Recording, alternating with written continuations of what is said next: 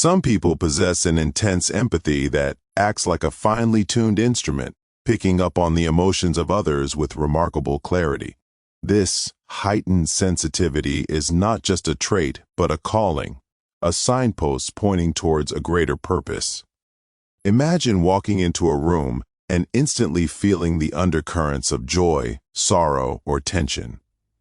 These individuals often find themselves acting as emotional mirrors, reflecting the inner worlds of those around them. They become the listeners, the confidants, the healers, in a world that often rushes past subtle emotional cues. This empathy is more than just sensitivity, it's a bridge. It connects them deeply to others, allowing for profound understanding and genuine connection. Such individuals might be drawn to roles where they can harness this gift, counselors, artists, or mediators, anywhere they can channel their perception into creating harmony and healing. Yet, this path is not without its challenges. The weight of others' emotions can be overwhelming, and maintaining personal boundaries becomes essential. But through this struggle, they often discover resilience and a deeper sense of purpose. In a world that can often feel disconnected, their empathy is a shining light, illuminating the heart of human experience. Their purpose, perhaps, is to remind us all of our shared humanity, offering compassion and understanding in a language beyond words. In the quiet moments between breaths, they weave their magic, tiny gestures, fleeting smiles, and gentle touches. They are the silent poets of our lives, whispering stories of connection and empathy. Their presence is a soft reminder that beneath the layers of differences, our hearts beat to the same rhythm. They walk unnoticed, yet their influence is profound. Through the simple act of being, they dissolve barriers, urging us to look beyond the superficial. In their world, kindness is the universal language, spoken in acts of generosity and understanding. In busy streets and quiet corners, their light flickers, guiding us back to the essence of who we are. Their purpose, perhaps, is to remind us of all we share, the dreams, the fears, the hopes. They teach us that, ultimately, it is love and compassion that bind us, making the vast tapestry of humanity a little more vibrant, a little more unified.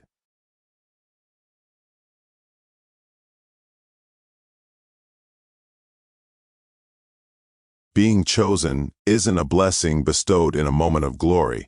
It's a crucible that burns away everything superficial, leaving only what's essential. The chosen one rarely volunteers for this path. They inherit it through circumstance, a talent discovered too early, a tragedy that demands resilience, a calling that drowns out every other voice. Where others see opportunity, they see obligation. Where others see talent, they see burden. The challenges that forge them are not the sanitized trials of legend. They're the sleepless nights questioning their worth, the isolation of standing apart, the suffocating pressure of expectations. They watch friends crumble under far lighter loads and realize they cannot afford that luxury. This knowledge becomes both armor and anchor. These experiences reshape their perspective fundamentally. They develop an intimacy with failure that others never reach. Not because they fail more, but because failure becomes instructive rather than terminal. They understand that strength isn't the absence of breaking. It's the discipline to reassemble yourself differently each time. The chosen one learns that their uniqueness is both gift and prison. They see people pursuing happiness with abandon while they navigate purpose. They recognize that being exceptional often means being alone, that growth demands sacrifice, and that transcendence requires leaving behind who they once were. This perspective, hard-earned and irreplaceable, becomes their truest power, not invulnerability, but the wisdom to transform adversity into meaning. They don't just survive their journey, they become it. This wisdom isn't granted through comfort or fortune. It emerges from the crucible of struggle, where each scar tells a story of persistence. The person who has weathered storms doesn't merely endure. They understand the architecture of resilience in ways others cannot fathom. Their power lies not in avoiding pain, but in converting it into purpose. They've learned that adversity isn't an interruption of life, it's the very substance that builds character. Every setback becomes a lesson, every failure a stepping stone toward authenticity. They embody transformation itself. Their presence speaks volumes because they've lived the narrative they share. They don't offer hollow platitudes, they offer proof that survival breeds strength. This is the paradox of true power. It emerges not from dominion over circumstances, but from integration with them. They've stopped fighting their journey and started inhabiting it completely. In becoming their story, they inspire others to do the same.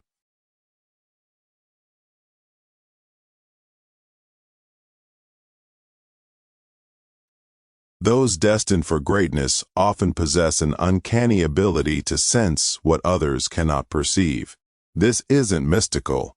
It's a heightened awareness, a finely tuned instrument that reads the subtle frequencies of the world around them. The chosen experience intuition as more than fleeting hunches.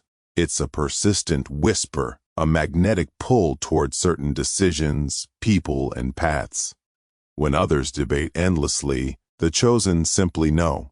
This inner knowing often proves remarkably accurate, as if they're tapping into information beyond conscious reasoning. This strong gut feeling serves as a reliable guide, especially when logic fails. In crucial moments, choosing a career, trusting someone, or taking a pivotal leap, intuition cuts through confusion like a lighthouse beam through fog. The body speaks first. A tightness in the chest warns of danger. Warmth in the heart signals alignment with purpose. Many chosen ones describe their intuition as non-negotiable. Ignoring it brings regret. Honoring it brings synchronicity and unexpected doors opening. They've learned that this inner compass rarely misleads because it draws from a deeper source of wisdom. Accumulated experience, pattern recognition beyond conscious awareness, or perhaps something more profound. The invitation is clear. Trust that feeling. Honor the voice within. When your gut insists something matters, listen. The chosen ones who thrive are those who've learned to dance with their intuition, letting it lead them toward their destined purpose. The chosen ones aren't born. They're awakened. They've discovered that intuition isn't mystical whisper or lucky guess, but the accumulated wisdom of their soul speaking through subtle knowing. These rare individuals learn to quiet the noise of doubt and expectation. In that silence, intuition emerges like a compass pointing true north. They feel the pull towards certain paths, people, and moments before logic can explain why. Dancing with intuition means trusting the flutter in your chest, the sudden clarity, the inexplicable draw toward opportunity. It's saying yes to the unfamiliar and no to what feels hollow, regardless of external pressure. The destined ones aren't passive. They actively listen to their inner voice, test its guidance, and build confidence through small acts of faith. Each time they honor their intuition, even when it contradicts reason, they strengthen its signal. Purpose isn't discovered through endless searching, it's revealed through alignment. When you dance with your intuition, you naturally move toward your calling, attracting circumstances and people that reflect your deepest truth. The chosen path belongs to those brave enough to trust themselves completely.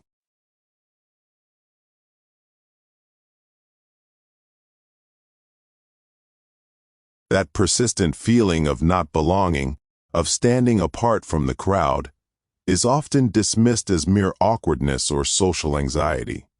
But what if it signals something deeper? What if your isolation is actually a compass pointing toward your unique destiny? Chosen ones frequently describe this alienation as a fundamental mismatch between themselves and their surroundings. You notice things others miss. You question systems they accept. You dream bigger than your circumstances suggest is possible. This isn't a flaw, it's a feature of your wiring. The isolation serves a purpose. It forces introspection. It prevents you from becoming too comfortable with the status quo. while others blend seamlessly into their environments. You remain slightly detached, observing, learning, preparing for something greater. History's most transformative figures, artists, activists, innovators, often felt this exact displacement. They were the kids who didn't quite fit, the adults who couldn't silence their inner voice, the ones brave enough to pursue visions others couldn't see. Your sense of being out of place isn't punishment, it's preparation. It's the universe creating the psychological space necessary for you to become who you're meant to be. The world doesn't need another person who fits perfectly into existing molds. It needs you, exactly as you are, with your unique perspective and uncommon calling. Stop apologizing for your difference. Your isolation is your invitation. Your difference isn't a flaw to excuse, it's your signature. That awkward angle of your perspective, the unconventional path you've walked, the thoughts that don't fit neatly into common boxes, these are exactly what make you valuable. Isolation teaches what crowds cannot. In solitude, you develop a distinct voice. Your strangeness becomes clarity. While others chase belonging, you discover something rarer, authenticity. Stop shrinking to fit. Stop rehearsing apologies for taking up space differently. The world doesn't need another copy, it needs what only you can offer. Your isolation was preparation, not punishment. It carved you into someone irreplaceable. Now step forward, not despite your difference, but because of it. The people meant to find you are looking for exactly what makes you strange. Your invitation isn't to become normal, it's to become undeniably yourself.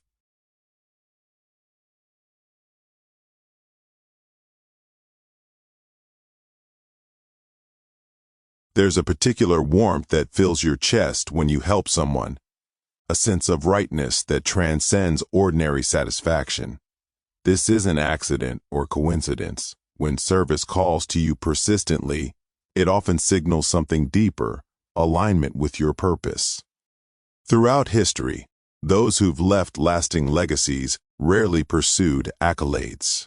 Instead, they answered an inner voice urging them toward compassion, a teacher staying late to tutor a struggling student, a nurse holding a frightened patient's hand, a friend listening without judgment when words fail. These moments of genuine service reshape lives in ways we rarely see.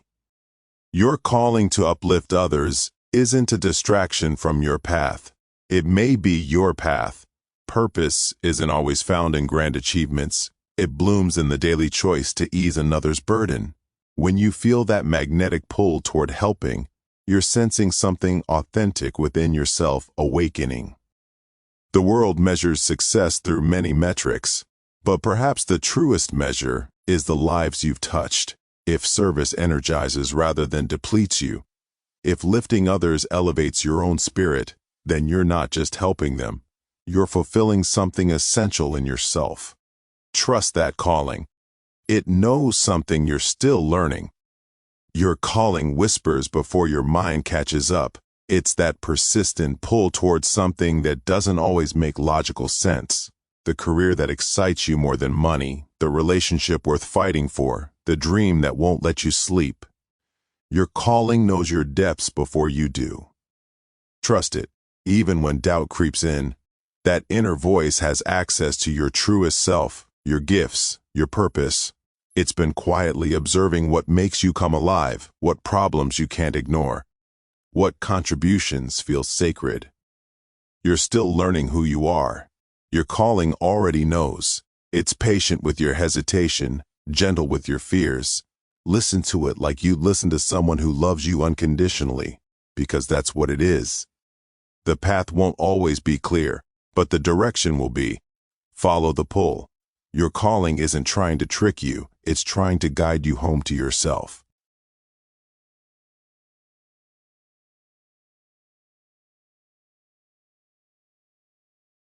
The weight of destiny isn't measured in crowns or prophecies whispered by ancient voices.